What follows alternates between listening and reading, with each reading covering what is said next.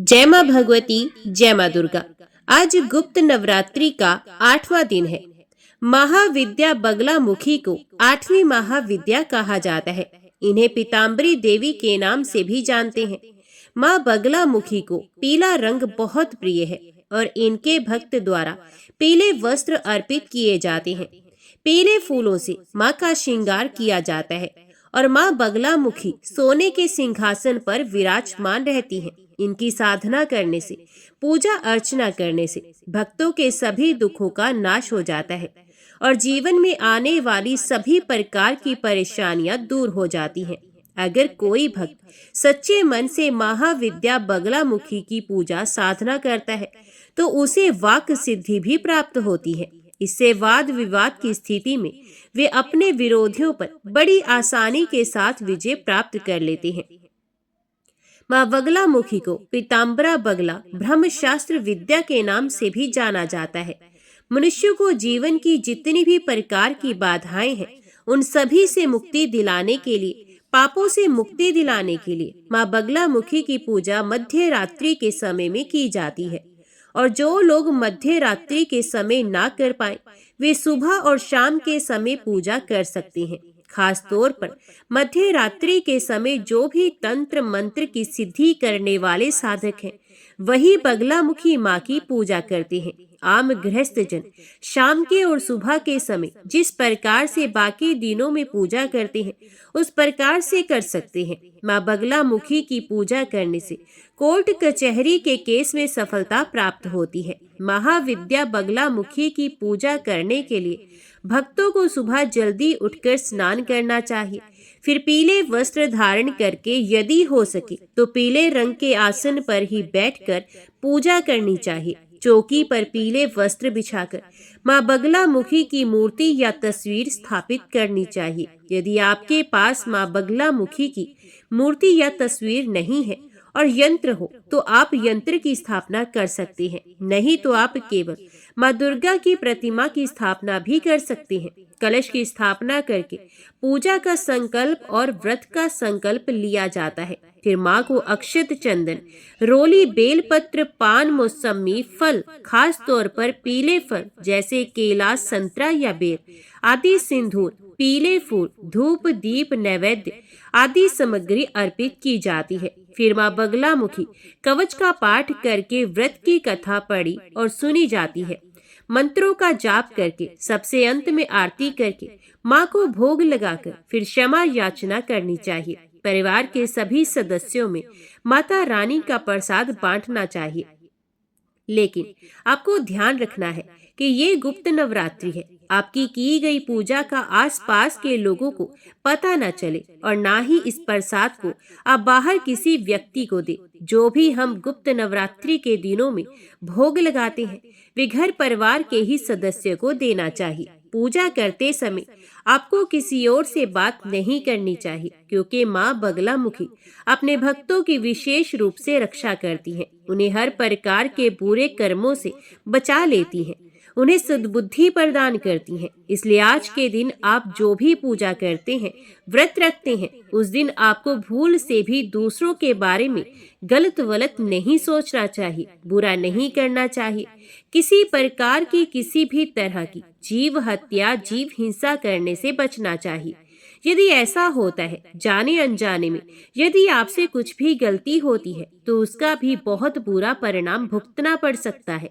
क्योंकि माँ बगलामुखी को पीला रंग बहुत पसंद है, इसलिए आज के दिन पीले रंग की वस्तुओं का, जैसे पीले मौसमी फलों का, पीले वस्त्रों का आप गुप्त दान किसी कन्या को भी कर सकते हैं। मंदिर में आप दान दे सकते हैं। गुप्त रूप से आप दक्षिण का दान दे सकते हैं। माँ बगलामुखी को आप पीले रंग की चुनरी अर्पित कर सकते हैं। ऐसा करने से भक्तों के जीवन में सुख और समृद्धि आती है, मनोवांछित फल की प्राप्ति होती है और माँ की पूजा करने से यदि आने वाली कोई बाधा हो तो वे भी बड़ी आसानी से दूर हो जाती है। घर परिवार के सदस्यों का स्वास्थ्य बेहतर रहता है और इनकी पूजा करने से यदि विश्वास के साथ पूजा की जाए तो सभी रुके हुए कार्य भी बिना किसी बाधा के पूर्ण हो जाते हैं।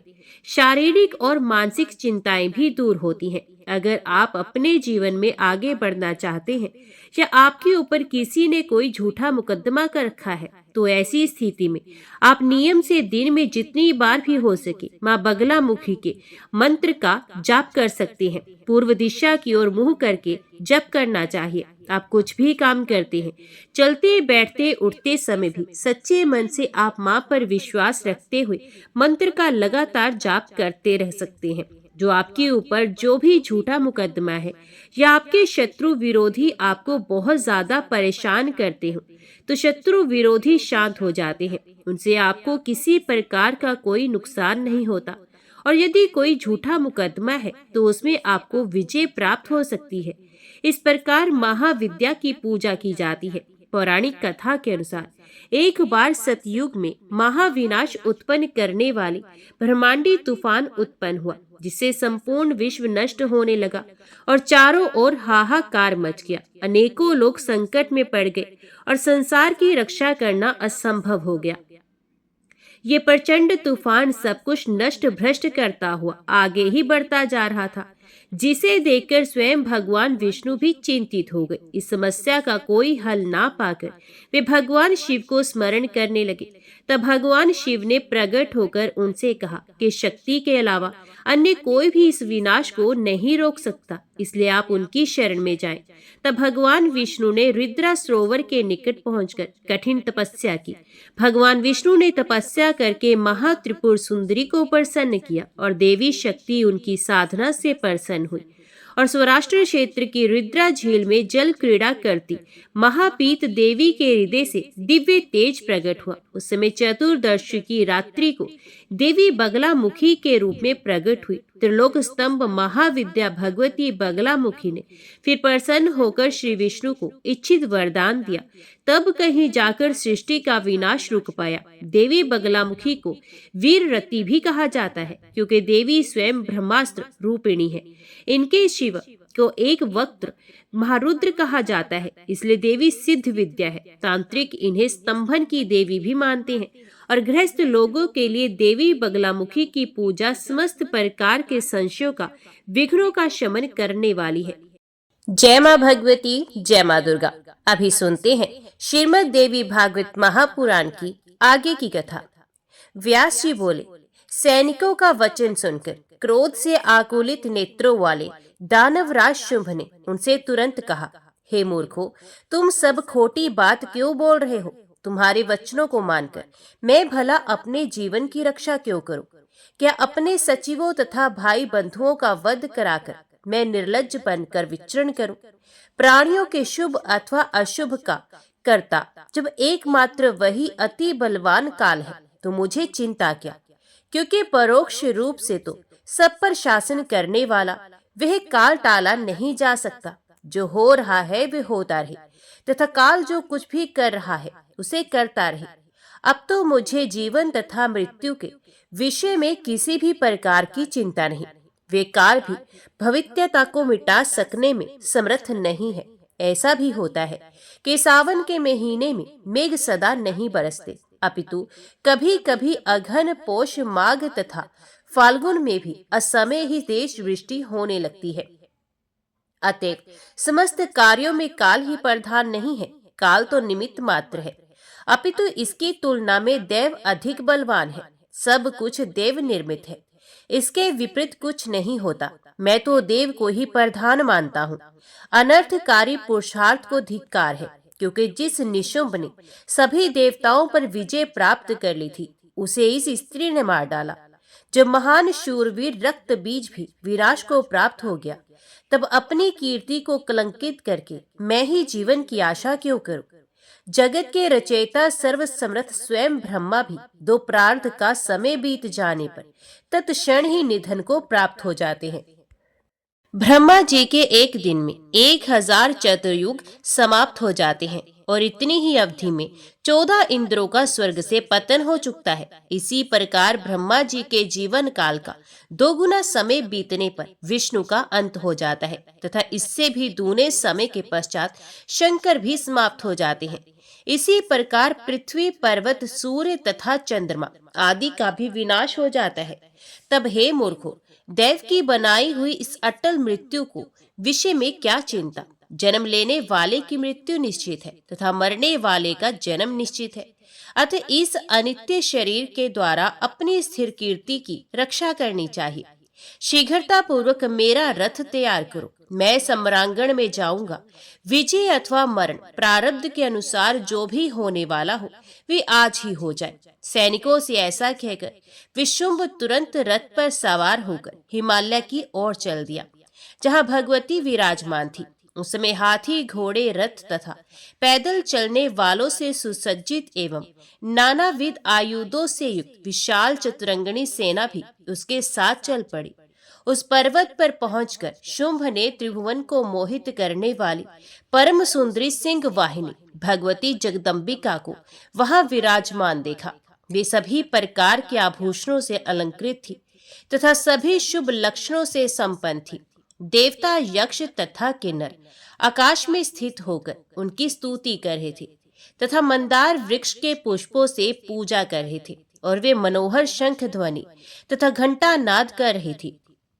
उन्हें देखकर शुंभ मोहित हो गया। काम बाण से आहत वे शुंभ कामासक्त होकर मन ही मन सोचने लगा, अहो इसका ऐसा आकर्षक रूप तथा ऐसा अद्भुत चातुर्य है। सुकुमारता तथा धीरता ये दोनों परस्पर विरोधी भाव इसमें एक साथ विद्यमान है। अत्यंत कृश शरीर वाली इस सुकुमारी में अभी अभी यौवन प्रस्फुटित हुआ है, किंतु आश्चर्य है कि ये रमणी काम भावना से रहित है। रूप में कामदेव की पत्नी रति के समान सुंदर तथा सभी शुभ लक्षणों से संपन्न यह स्त्री कहीं अंबिका ही तो नहीं, जो सभी महाबली दानवों का संहार कर रही है। इस अवसर पर मैं कौन सा उपाय करूं जिससे ये मेरी वशवर्तिनी हो जाए। इस हंस सदृश नेत्रों वाली को वश में करने हेतु मेरे पास कोई मंत्र भी नहीं है। सर्व मंत्रमयी, सबको मोहित करने वाली, अभिमान में मत रहने वाली तथा उत्तम लक्षणों वाली ये सुंदरी किस प्रकार मेरे वश में होगी। अब युद्ध भूमि छोड़कर पाताल लोक जाना भी मेरे लिए उचित नहीं है। साम, दान तथा भेद आदि उपायों से भी ये महाबलशालिनी वश में नहीं की जा सकती। इस विषम परिस्थिति के आ जाने पर अब मैं क्या करूं, कहाँ जाऊं? स्त्री के हाथों मर जाना भी उचित नहीं, क्योंकि ऐसी मृत्यु यश को नष्ट करने वाली होती है। ऋषियों ने उस मृत्यु को श्रेष्ठकर कहा है जो समर भूमि में समान बल वाले योद्धाओं के साथ लड़ते लड़ते प्राप्त हो। सैकड़ों वीरों से श्रेष्ठ महाबलशालिनी तथा देव विरचित ये नारी मेरे कुल के पूर्ण विनाश के लिए यहाँ उपस्थित हुई है। मैं इस समय साम नीति से युक्त वचनों का प्रयोग व्यर्थ में क्यों करूं, क्योंकि ये तो संहार के लिए आई है। तो फिर साम वचनों से ये कैसे प्रसन्न हो सकती है? अनेक प्रकार के विभूषित होने के कारण दान आदि के प्रलोभन भी ये विचलित नहीं की जा सकती। भेद नीति भी निष्फल सिद्ध होगी, क्योंकि सभी देवता इसके वश में हैं। अतएव संग्राम में मर जाना श्रेयस्कर है, किंतु पलायन करना ठीक नहीं। अब तो प्रारब्ध के अनुसार विजय अथवा मृत्यु जो भी होना हो वे हो। व्यास जी बोले इस प्रकार अपने मन में विचार करके शुंभ ने धैर्य का सहारा लिया। अब युद्ध के लिए दृढ़ निश्चय करके उसने अपने सामने खड़ी भगवती से कहा, हे देवी युद्ध करो, किंतु हे प्रिय इस समय तुम्हारा ये परिश्रम व्यर्थ है। तुम मूर्ख हो, क्योंकि युद्ध करना स्त्रियों का धर्म कदापि नहीं है। स्त्रियों के नेत्र ही बाण हैं, उनकी बोहें ही धनुष हैं, उनके हाव भाव ही शस्त्र हैं और सज्ञ पुरुष उनका लक्ष्य है। अंगराग, शीतल चंदन आदि ही उनका कवच है। मनोकामना रथ है तथा धीरे धीरे मधुर वाणी में बोलना भेरी ध्वनि है। अतएव स्त्रियों के लिए अन्य शास्त्रों की कोई आवश्यकता नहीं। यदि स्त्रियां इनके अतिरिक्त अन्य अस्त्र धारण करें तो ये निश्चित रूप से उनके लिए विडंबना ही है। हे प्रिय, लज्जा ही नारियों का आभूषण है, धृष्टता उन्हें कभी भी शोभा नहीं देती। युद्ध करती हुई उत्तम नारी भी कर्कशा के सदृश दिखाई देती है। धनुष खींचते समय कोई स्त्री अपने दोनों स्तनों को छिपाने में कैसे सफल हो सकती है? कहा नारियों की मंथर गति और कहा युद्ध में गदा लेकर दौड़ना। इस समय यह कालिका तथा दूसरी स्त्री चामुंडा ही तुम्हें बुद्धि देने वाली है। मध्यस्थ होकर चंडी का मंत्रणा देती है। कर्कश स्वर वाली शिवा तुम्हारी सुसेवा करती है और सभी प्राणियों में भयंकर सिंह तुम्हारा वाहन है। हे सुंदरी, वीणा वादन छोड़कर तुम ये जो घंटा नाद कर रही हो, वे सब तुम्हारे रूप तथा यौवन के सर्वथा विपरीत है। हे भामिनी, यदि युद्ध करना ही तुम्हें अभिष्ट है तो तुम सर्वप्रथम लंबे ओठों वाली, विचित्र नखों वाली, क्रूर स्वभाव वाली, कोई जैसी वर्ण वाली, विकृत आंखों वाली, लंबे पैरों वाली, भयंकर दांतों वाली और बिल्ली सदृश नेत्रों वाली कुरूप स्त्री बन जाओ। ऐसा ही विकराल रूप धारण करके तुम युद्ध भूमि में स्थिरता पूर्वक खड़ी हो जाओ और कर्कश वचन बोलो, तभी मैं तुम्हारे साथ युद्ध करूंगा। क्योंकि हे मृग शावक सदृश नेत्रों वाली, हे रति तुल्य सुंदरी, सुंदर दांतों वाली ऐसी रमणी को देखकर तुम्हें युद्ध में मारने के लिए मेरा हाथ नहीं उठ पा रहा। व्यास जी बोले, हे भरतवंशियों में श्रेष्ठ जन्मेजय, उस कामातुर शुंभ को ऐसा बोलते हुए देखकर भगवती जगदम्बा मुस्कुराकर ये वचन कहने लगी। देवी बोली, हे मंदबुद्धि, कामबाण से विमोहित होकर तुम इस प्रकार विषाद क्यों कर रहे हो? हे मूढ़, तुम पहले कालिका अथवा चामुंडा के साथ ही युद्ध करो। ये दोनों देवियां ही सम्रांगण में तुम्हारे साथ युद्ध करने में पूर्ण समर्थ हैं। मैं तो केवल दर्शक बनकर बैठी हूँ। तुम इन दोनों पर यथेष्ट प्रहार करो, मैं तुमसे लड़ने की इच्छा नहीं करती। शुंभ से ऐसा कहकर भगवती ने मधुर वाणी में कालिका से कहा, हे क्रूर कालिके, कुरूपा के साथ लड़ने की इच्छा वाले इस दानव को तुम युद्ध में मार डालो। व्यास जी बोले, भगवती के इस प्रकार कहने पर काल रूपिणी कालिका काल से प्रेरित होकर बड़ी तेजी से तत्काल गदा उठाकर सावधानी पूर्वक रण में खड़ी हो गई। इसके बाद सभी देवताओं, मुनियों और महात्माओं के देखते देखते उन दोनों में अति भीषण युद्ध प्रारंभ हो गया। शुंभ ने अपनी गदा लेकर उससे कालिका पर प्रहार किया। भगवती कालिका भी अपनी गदा से दैत्यराज शुंभ पर तेज प्रहार करने लगी। भयानक स्वर वाली चंडी ने गदा से उस दैत्य के स्वर्ण में चमकीले रथ को चूर चूर कर डाला और शुंभ का रथ खींचने वाले गधों को मारकर उसके सारथी को भी मार डाला।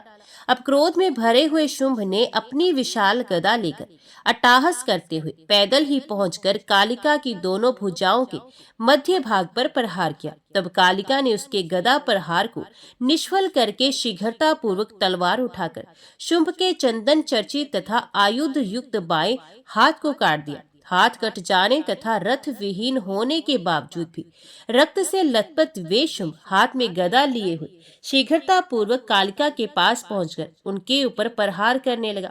तब काली ने अपने तलवार से उसके गदा युक्त तथा बाजूबंद से सुशोभित दाहिने हाथ को हंसते हंसते काट दिया। इसके बाद वह शुंभ कुपित होकर कालिका पर पैर से प्रहार करने के लिए शीघ्रता पूर्वक आगे बढ़ा। तभी कालिका ने अपनी तलवार से तुरंत उसके दोनों पैर भी काट दिए।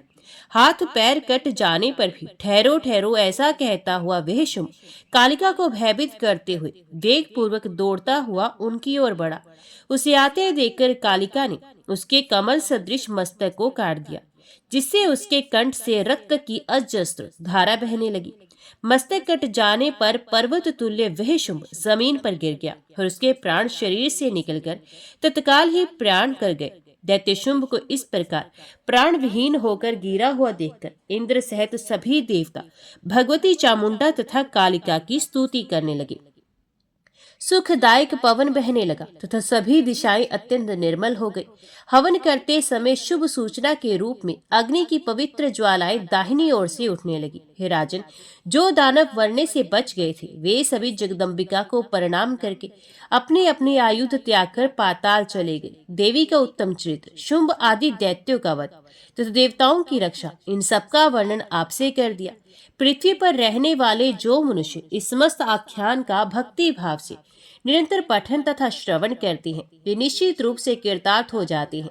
पुत्रहीन को पुत्र प्राप्त होते हैं, निर्धन को विपुल संपदा सुलभ हो जाती है तथा रोगी रोग से मुक्त हो जाता है। ये सभी वांछित फल प्राप्त कर लेता है और उसे शत्रु से किसी प्रकार का भय नहीं रह जाता। जो मनुष्य इस पवित्र आख्यान का नित्य पठन तथा श्रवण करता है वे अंत में मोक्ष का भागी हो जाता है। जन्मेजय बोले, हे मुने, आपने भगवती चंडिका की महिमा का भलीभांति वर्णन किया। अब आप ये बताने की कृपा करें कि 3 चरित्रों का प्रयोग करके पहले किसने भगवती की आराधना की थी? वे वरदायिनी भगवती किसके ऊपर प्रसन्न हुई? संपूर्ण कामनाओं को पूर्ण करने वाली देवी की उपासना करके किसके महान फल प्राप्त किया? हे कृपा निधान, ये सब बताइए। हे ब्राह्मण, हे महाभाग, जगदम्बिका की उपासना विधि, पूजा विधि तथा हवन विधि का भी विस्तार पूर्वक वर्णन कीजिए। सूत जी बोले, राजा की ये बात सुनकर सत्यवती नंदन कृष्ण द्वैपायन प्रसन्न होकर उन्हें महामाया भगवती का पूजन विधान बताने लगे। व्यास जी बोले, पूर्व काल में स्वारोचिष मनवंतर में सुर्थ नामक एक राजा हुए, जो परम उदार प्रजापालन में तत्पर, सत्यवादी, कर्मनिष्ठ, ब्राह्मणों के पास गुरुजनों के प्रति भक्ति रखने वाले, सदा अपनी ही भार्या में अनुरक्त, दानशील, किसी के साथ विरोध भाव न रखने वाले तथा धनुर्विद्या में पूर्ण पारंगत थे। इस प्रकार प्रजापालन में तत्पर रहने वाले राजा सुर्थ से कुछ पर्वतवासी मलेशियों ने अनायास ही शत्रुता ठान ली। हाथी, घोड़े, रथ तथा पैदल सैनिकों से सुसज्जित चतुरंगिणी सेना लेकर अभिमान में चूर वे कोला विध्वंसी सुर्थ के राज्य पर अधिकार करने की लालसा से वहां आ गए। सुर्थ भी अपनी सेना लेकर सामने डट गए। उन महाभयंकर मलेशियों के साथ राजा सुर्थ का भीषण युद्ध होने लगा। यद्यपि मलेशियों की सेना बहुत थोड़ी थी तथा राजा की सेना अत्यंत विशाल थी, फिर भी दैव योग से उन्होंने राजा सुर्थ को युद्ध में जीत लिया। इस प्रकार उनसे पराजित हुए राजा सुर्थ हताश होकर अपने दुर्ग वेष्टित सुरक्षित नगर में आ गए। तत्पश्चात प्रतिभा संपन्न तथा नीति विशारद राजा सुर्थ अपने मंत्रियों को शत्रु पक्ष के अधीन देखकर अत्यंत खिन्न मस्तक होकर विचार करने लगे कि मैं खाई तथा किले से सुरक्षित किसी बड़े स्थान पर रहकर समय की प्रतीक्षा करूं, अथवा मेरे लिए युद्ध करना उचित होगा। मेरे मंत्री शत्रु के वशीभूत हो गए हैं, इसलिए वे अब परामर्श करने योग्य नहीं रहे हैं। तो अब मैं क्या करूं? वे राजा सुर्थ पुनः मन ही मन विचार करने लगे। कदाचित वे पापी तथा शत्रु के साथ मिले हुए मंत्री मुझे पकड़कर शत्रु को सौंप देंगे, तब क्या होगा? पाप बुद्धि पुरुषों पर कभी भी विश्वास नहीं करना चाहिए, क्योंकि जो मनुष्य लोभ के वशीभूत होते हैं वे क्या क्या नहीं कर बैठते। लोभ परायण मनुष्य अपने भाई, पिता, मित्र, सुहृद, बंधु बांधव, पूजनीय गुरु तथा ब्राह्मण से भी सदा द्वेष करता है। अतएव इस समय शत्रु पक्ष के आश्रय को प्राप्त अत्यंत पाप परायण अपने मंत्री समुदाय पर मुझे बिल्कुल विश्वास नहीं करना चाहिए। इस प्रकार अपने मन में भली भांति विचार करके अत्यंत दुखित राजा सुर्थ घोड़े पर आरूढ़ होकर अकेले ही उस नगर से निकल गए। वे बिना किसी सहायक को साथ लिए ही नगर से बाहर निकलकर एक घने जंगल में चले गए। प्रतिभा संपन्न राजा सुर्थ सोचने लगे कि अब मुझे कहाँ जाना चाहिए। तपस्वी सुमेधा का पवित्र आश्रम यहाँ से मात्र 3 योजन की दूरी पर है। ये जानकर राजा सुर्थ वहां चले गए। बहुत प्रकार के वृक्षों से युक्त नदी के तट पर विराजमान, वैर भाव से रहित होकर विचरण करने वाले पशुओं से संवित, कोयलों की मधुर ध्वनि से मंडित, अध्ययन नर्त शिष्यों के स्वर से निनादित, सैकड़ों मृग समूहों से घिरे हुए, भली भांति पके हुए निवारण से परिपूर्ण, सुंदर फल फूल से लदे हुए पादपों से सुशोभित, होम के सुगंधित धूप से प्राणियों को सदा आनंदित करने वाले, निरंतर वेद ध्वनि से परिव्याप्त तथा स्वर्ग से भी मनोहर उस आश्रम को देखकर वे राजा अत्यंत आनंदित हुए और उन्होंने भय त्याग कर मुनि के आश्रम में विश्राम करने का निश्चय किया। तत्पश्चात अपने घोड़े को एक वृक्ष में बांधकर उन्होंने विनम्रता पूर्वक आश्रम में प्रवेश किया। वहां उन्होंने देखा कि मुनि एक साल वृक्ष की छाया में मृग चर्म के आसन पर बैठे हैं। उनकी आकृति शांत है। तपस्या करने के कारण उनका शरीर क्षीण हो गया है। उनका स्वभाव अति कोमल है। वे शिष्य को पढ़ा रहे हैं। वे वेद शास्त्रों के तत्ववर्षी विद्वान हैं। क्रोध, लोभ आदि विकारों से मुक्त हैं। सुख दुख आदि द्वंद्वों से परे हैं। ईर्ष्या रहित आत्मज्ञान के चिंतन में संलग्न है। सत्यवादी तथा जितेंद्रिय हैं। उन्हें देखकर अश्रुपूरित नैनों वाले राजा सुर्थ प्रेम पूर्वक उनके आगे दंड की भांति भूतल पर गिर पड़े। तब मुनि ने उनसे कहा, उठिए उठिए, आपका कल्याण हो। तत्पश्चात गुरु से आदेश पाकर एक शिष्य ने उन्हें आसन प्रदान किया। तब वे उठकर मुनि से आज्ञा लेकर उस आसन पर बैठ गए। इसके बाद सुमेधा ऋषि ने अर्घ्य पादम आदि से उनका विधि पूर्वक सत्कार किया। मुनि ने उनसे पूछा कि आप यहाँ कहाँ से आए हैं, आप कौन हैं तथा चिंतित क्यों हैं? यहाँ आने का जो भी कारण हो उसे आप यथारुचि बताएं। आपके आगमन का प्रयोजन क्या है? आप अपने मन के विचारों को अवश्य बताइए। आपका कोई असाध्य मनोरथ होगा तो उसे भी मैं पूर्ण करूंगा। राजा बोले, मैं सुर्थ नाम वाला राजा हूँ। शत्रु से पराजित होकर मैं राज्य, महल तथा स्त्री सब कुछ छोड़कर आपकी शरण में आया हूँ। हे ब्राह्मण, अब आप मुझे जो भी आज्ञा देंगे मैं श्रद्धा पूर्वक वही करूंगा। इस पृथ्वी तल पर आपके अतिरिक्त अब कोई दूसरा मेरा रक्षक नहीं है। हे मुनिराज, हे शरणागत वत्सल, शत्रु से मुझे महान भय उपस्थित है, अतएव मैं आपके पास आया हूँ। अब आप मेरी रक्षा कीजिए। ऋषि बोले, हे राजेंद्र, आप निर्भीक होकर यहाँ रहिए। ये निश्चित है कि मेरी तपस्या के प्रभाव से आपके पराक्रमी शत्रु यहाँ नहीं आ सकेंगे। हे राजन, यहाँ पर आपको हिंसा नहीं करनी चाहिए और वनवासियों की भांति पवित्र निवार तथा फल मूल आदि के द्वारा जीवन निर्वाह करना चाहिए। व्यास जी बोले, तब मुनि की ये बात सुनकर राजा सुर्थ निर्भय हो गए।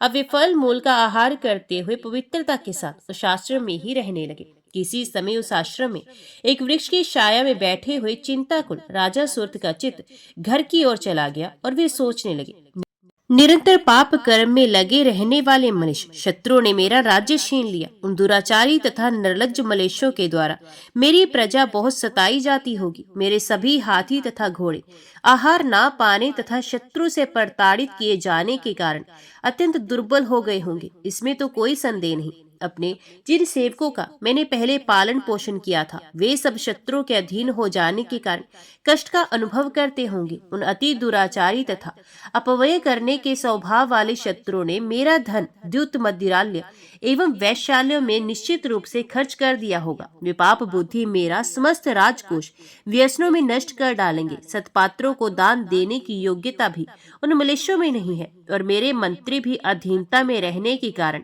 उन्हीं के जैसे हो गए होंगे। महाराज सुर्थ वृक्ष के नीचे बैठकर इसी चिंता में पड़े हुए थे कि उसी समय एक विषादग्रस्त वैश्य वहां पहुंचा। राजा ने उस वैश्य को सामने देख लिया। उन्होंने उसे अपने समीप में बैठा लिया और पुनः उससे पूछा, आप कौन हैं तथा इस वन में कहां से आए हैं? आप कौन हैं? आप उदास क्यों हैं?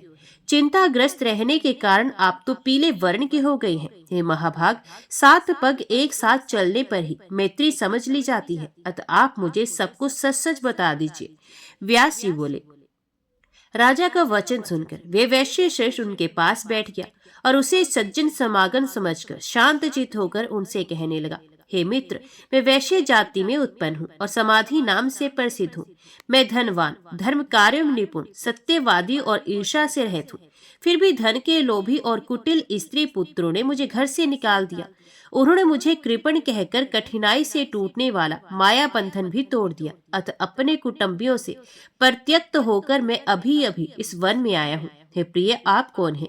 मुझे बताएं। आप भाग्यवान प्रतीत हो रहे हैं। राजा बोले, मैं सुर्थ नाम का राजा हूँ। मैं दसइयों से पीड़ित हूँ। मंत्रियों के द्वारा ठगे जाने के कारण राज्य विहीन होकर मैं यहाँ आया हूँ। हे वैश्य श्रेष्ठ, भाग्यवश आप मुझे यहाँ मित्र के रूप में मिल गए हैं। अब हम दोनों सुंदर वृक्षों से युक्त इस वन में विहार करेंगे। हे महाबुद्धिमान वैश्य श्रेष्ठ, चिंता छोड़िए और प्रसन्नचित होइए।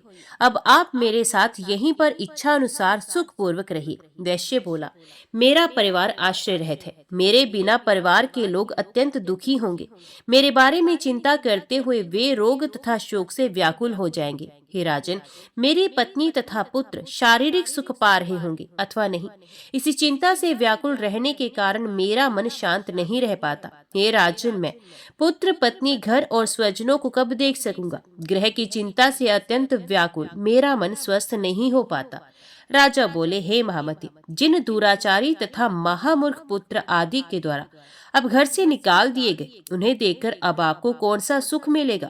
दुख देने वाले सुहृदों की अपेक्षा सुख देने वाला शत्रु श्रेष्ठ है। अतः अपने मन को स्थिर करके आप मेरे साथ आनंद कीजिए। वैश्य बोला, हे राजन, दुर्जनों के द्वारा भी अत्यंत कठिनता से त्यागे जाने वाले कुटुंब की चिंता से अत्यंत दुखित मेरा मन इस समय स्थिर नहीं हो पा रहा है। राजा बोले, राज्य संबंधी चिंता मेरे मन को भी दुखी करती है। तो अब हम दोनों शांत प्रकृति वाले मुनि से शोक के नाश की औषधि पूछें। व्यास जी बोले, ऐसा विचार करके राजा और वैश्य दोनों ही अत्यंत विनम्र होकर शोक का कारण पूछने के लिए मुनि के पास गए। वहां जाकर राजा सुर्थ आसन लगाकर शांत बैठे हुए मुनि श्रेष्ठ को प्रणाम करके स्वयं भी सम्यक रूप से आसन पर बैठकर शांति पूर्वक उनसे कहने लगे, राजा बोले, हे मुनि, ये वैश्य है। आज ही वन में इनसे मेरी मित्रता हुई है। पत्नी और पुत्रों ने इन्हें निकाल दिया है और अब यहाँ इन्हें मेरे साथ प्राप्त हुआ है। परिवार के वियोग से ये अत्यंत दुखी और विक्षुब्ध है। इन्हें शांति नहीं मिल रही और इस समय मेरी भी ऐसी स्थिति है। हे महामते, राज्य चले जाने के दुख से मैं भी शोक संतप्त हूँ। व्यर्थ की ये चिंता मेरे हृदय से निकल नहीं रही। मेरे घोड़े दुर्बल हो गए होंगे, हाथी शत्रु के अधीन हो गए होंगे। उसी प्रकार सेवक गण भी मेरे बिना दुखी रहते होंगे। शत्रुगण राजकोष को क्षण भर में बलपूर्वक रिक्त कर देंगे। इस प्रकार चिंता करते हुए मुझे ना निद्रा आती है, ना मेरे शरीर को सुख मिलता है। मैं जानता हूँ कि ये संपूर्ण जगत स्वप्न की भांति मिथ्या है, किंतु हे प्रभु, ये जानते हुए भी मेरा भ्रमित मन स्थिर नहीं रहता। मैं कौन हूँ? ये हाथी घोड़े कौन है? ये मेरे कोई सगे संबंधी भी नहीं, ना ये मेरे पुत्र हैं, ना मेरे मित्र, जिनका दुख मुझे पीड़ित कर रहा है। मैं जानता हूँ कि ये भ्रम है, फिर भी मेरे मन से संबंध रखने वाला मोह दूर नहीं होता। ये बड़ा ही अद्भुत कारण है। हे स्वामिन, आप सर्वज्ञ और सभी संशयों का नाश करने वाले हैं। अतः हे दयानिधि, मेरे इस मोह का कारण बताएं।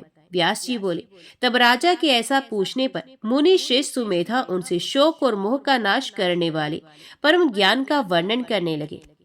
ऋषि बोले, हे राजन, सुनिए, मैं बताता हूँ। महामाया के नाम से विख्यात वे भगवती ही सभी प्राणियों के बंधन और मोक्ष की कारण है। ब्रह्मा, विष्णु, महेश, इंद्र, वरुण, पवन आदि सभी देवता, मनुष्य, गंधर्व, सर्प, राक्षस, वृक्ष, विविध लताएं, पशु, मृग और पक्षी, ये सब माया के अधीन है और बंधन तथा मोक्ष के भाजन है। उन महामाया ने ही इस जड़ चेतन में संपूर्ण जगत की सृष्टि की है। जब ये जगत सदा उन्हीं के अधीन रहता है और मोह जाल में जकड़ा हुआ है, तब आप किस गणना में हैं?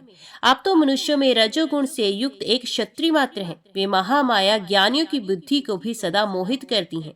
ब्रह्मा, विष्णु और महेश आदि परम ज्ञानी होते हुए भी राग के वशीभूत होकर व्यामोह में पड़ जाते हैं और संसार में चक्कर काटा करते हैं।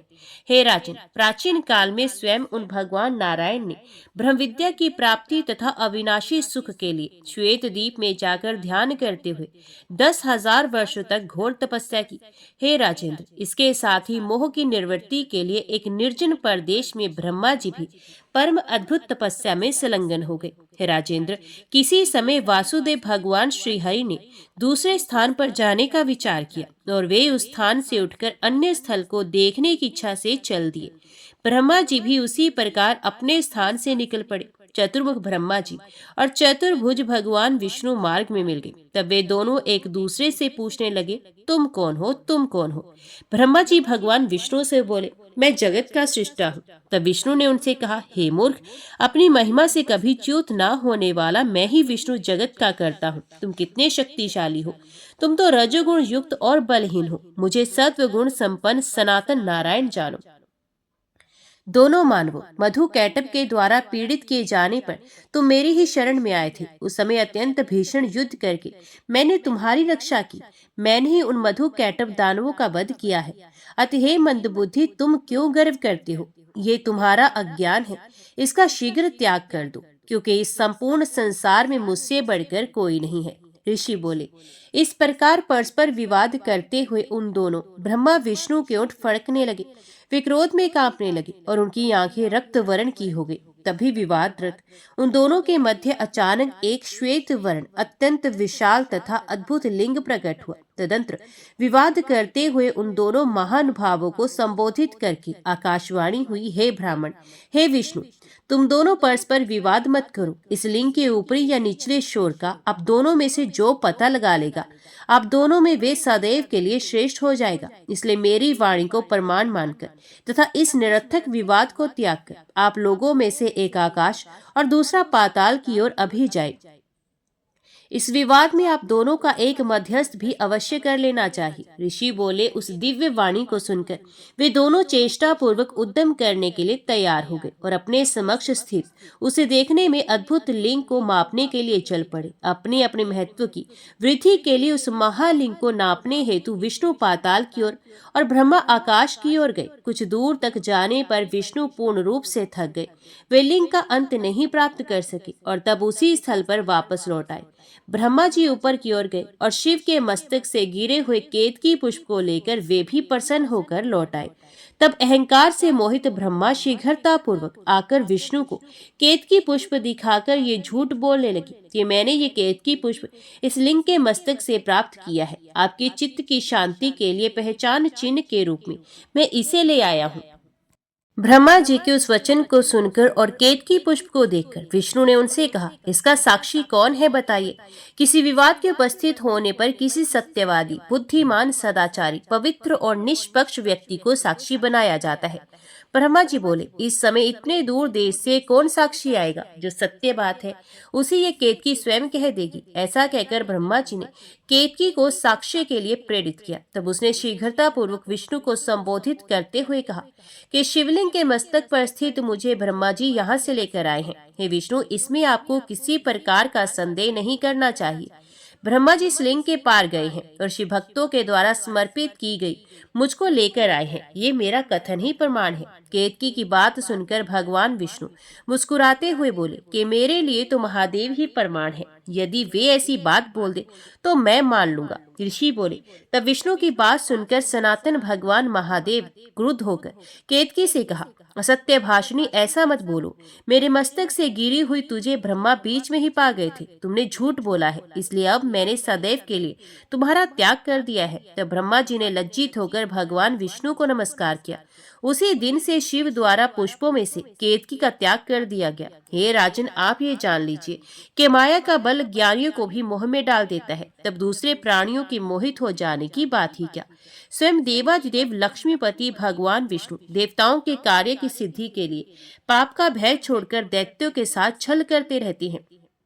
वे ऐश्वर्य संपन्न भगवान माधव अपने सुख और आनंद को त्याग कर विविध योनियों में अवतार लेकर दैत्यों के साथ युद्ध करते हैं। देवताओं के कार्य हेतु अंश अवतार ग्रहण करने वाले सर्वज्ञ तथा जगत गुरु भगवान विष्णु में भी ये माया शक्ति अपना प्रभाव डालती है। तब हे राजन, अन्य की क्या बात है। हे राजन, वे परम प्रकृति स्वरूपा महामाया ज्ञानियों के मन को भी बलपूर्वक आकृष्ट करके मोहित करती है। जिन भगवती के द्वारा स्थावर जंगमात्मक ये संपूर्ण जगत व्याप्त है, वे ही ज्ञानदायिनी, मोहदायिनी तथा बंधन एवं मोक्ष प्रदान करने वाली है। राजा बोले, हे भगवत, मुझे उनके स्वरूप, उत्तम बल, उनकी उत्पत्ति का कारण और उनके परम धाम के विषय में बताइए। ऋषि बोले, हे राजन, अनादि होने के कारण उनकी कभी उत्पत्ति नहीं होती। नित्य और सर्वोपरि वे देवी समस्त कारणों की भी कारण है। हे राजन, वे शक्ति स्वरूपा भगवती सभी प्राणियों में सर्वात्मा रूप से विद्यमान रहती हैं। यदि प्राणी शक्ति से रहित हो जाए तो वह प्राणी शवतुल्य हो जाता है, क्योंकि सभी प्राणियों में जो चैतन्य शक्ति है वे इन्हीं का रूप है। देवताओं की कार्य सिद्धि के लिए ही उनका प्राक्ट्य और तिरोधान होता है। हे राजन, जब देवता या मनुष्य उनकी स्तुति करते हैं तब प्राणियों के दुख का नाश करने के लिए ये भगवती जगदम्बा प्रकट होती हैं। वे देवी परमेश्वरी अनेक रूप धारण करके अनेक प्रकार की शक्तियों से संपन्न होकर कार्य सिद्ध करने के लिए स्वेच्छा पूर्वक आविर्भूत होती हैं। हे राजन, अन्य देवताओं की भांति वे भगवती देव के अधीन नहीं है। सदा पुरुषार्थ का परिवर्तन करने वाली वे देवी काल के वश में नहीं है। ये संपूर्ण जगत दृश्य है, परम पुरुष इसका दृष्टा है, वे करता नहीं है। वे सत्य असत्य स्वरूपा देवी ही इस दृश्यमान जगत की जननी है। वे स्वयं अकेले इस ब्रह्मांड की रचना करके परम पुरुष को आनंदित करती है और उन परम पुरुष का मनोरंजन हो जाने के बाद भी भगवती शीघ्र ही संपूर्ण सृष्टि प्रपंच का संहार भी कर देती हैं। वे ब्रह्मा, विष्णु और महेश से तो निमित्त मात्र हैं। वे भगवती ही अपनी लीला से उनकी रचना करती हैं। उन्होंने अपने अपने कार्यों, जगत का सृजन, पालन और संहार में परिवर्तित करती हैं। वे देवी उनमें अपने अंश शक्ति का आरोपण कर उन्हें बलवान बनाती हैं। उन्होंने सरस्वती, लक्ष्मी और पार्वती के रूप में उन्हें अपनी शक्तियां दी हैं। अतः वे त्रिदेव उन्हीं प्राअंबा को सृजन, पालन और संहार करने वाली जानकर प्रसन्नता पूर्वक उनका ध्यान और पूजन करती हैं। हे राजन, इस प्रकार मैंने अपनी बुद्धि के अनुसार देवी का ये उत्तम महात्म्य आपसे कह दिया। मैं इसका अंत नहीं जानता हूँ। जय माँ भगवती, जय माँ दुर्गा। आज की वीडियो में इतना ही। उम्मीद करती हूँ वीडियो आपको पसंद आई होगी। वीडियो पसंद आई हो तो वीडियो को लाइक और चैनल को सब्सक्राइब जरूर कीजिएगा। जय माता दी लिखकर कमेंट बॉक्स में अपनी हाजिरी और अपने सुझाव देना ना भूलेगा। तो मिलते हैं अगली कथा अगली वीडियो के साथ। तब तक के लिए देखते व सुनते रहिए। जय मां कंजर, जय माता दी।